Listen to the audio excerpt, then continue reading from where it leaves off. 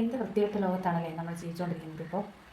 ഒരു മനുഷ്യന് ഒരു പട്ടിയുടെ വില പോലും ഇല്ലാത്ത സമൂഹത്തിൽ സ്വന്തം മക്കളെ അമ്മമാർ കൊന്നുകൊണ്ടിരിക്കുന്ന സമൂഹം.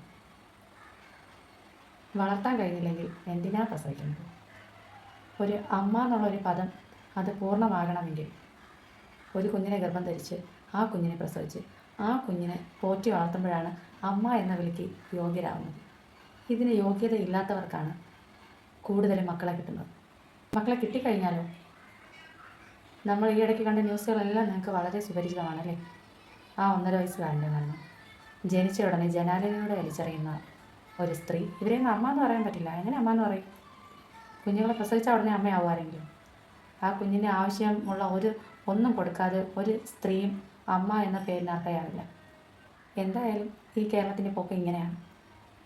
നിങ്ങൾക്ക് ആരുടെ കൂടെയെങ്കിലും പോയി ഒരു കുഞ്ഞിനെ കിട്ടിയാൽ, ഒരു കുഞ്ഞുണ്ടായാൽ, നിങ്ങളത് നേരത്തെ ആ കുഞ്ഞിനെ അബോർട്ട് ചെയ്ത് കളഞ്ഞില്ല എങ്കിൽ, ആ കുഞ്ഞിനെ പ്രസവിക്കുകയാണെങ്കിൽ ദൈവത്തെ ഓർത്ത് അമ്മത്തൊട്ടിലെന്ന് പറയുന്ന ഒരു സംഭവം ഇവിടെയുണ്ട്. ആ കുഞ്ഞിനെ അതിലേക്ക് നിങ്ങൾ കൊണ്ടുവയ്ക്കുക. വർഷങ്ങൾ കൊണ്ട് നേർച്ചയിട്ട് പ്രാർത്ഥിച്ചിട്ടൊന്നും മക്കളെ കിട്ടാത്ത ഒരുപാട് പേരുണ്ട്.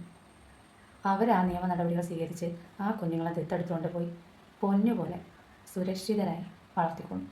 എന്തിനാണ് ഇങ്ങനെ കുഞ്ഞു മക്കളെ ഇങ്ങനെ പീഡിപ്പിച്ചു കൊല്ലുന്നത്? എന്തിനാണ് അവരിങ്ങനെ ദ്രോഹിക്കുന്നത്? അത് സുരക്ഷിതമായ കൈകളിൽ എത്തിച്ചേരും. അങ്ങനെയുള്ള കുഞ്ഞുമക്കളെ ദത്തെടുക്കാനുള്ള സൈറ്റ് നിങ്ങൾക്ക് അറിയില്ലെങ്കിൽ എന്ന് ആ വെബ്സൈറ്റിലേക്ക് ഒന്ന് കയറി നോക്കിക്കഴിഞ്ഞാൽ നിങ്ങൾക്ക് അതിനുള്ള നിയമ നടപടികളൊക്കെ നിങ്ങൾക്ക് കാണാൻ പറ്റും. കാരണം ദൈവത്തെ ഓർത്ത് ആ കുഞ്ഞുമക്കളെ ഇങ്ങനെ കൊല്ലാക്കൊല ചെയ്യല്ലേ. നിങ്ങൾ ആ അമ്മത്തൊട്ടിലേക്ക് കൊണ്ടുവയ്ക്കും. ആ കുഞ്ഞുങ്ങൾ സുരക്ഷിതരാകും.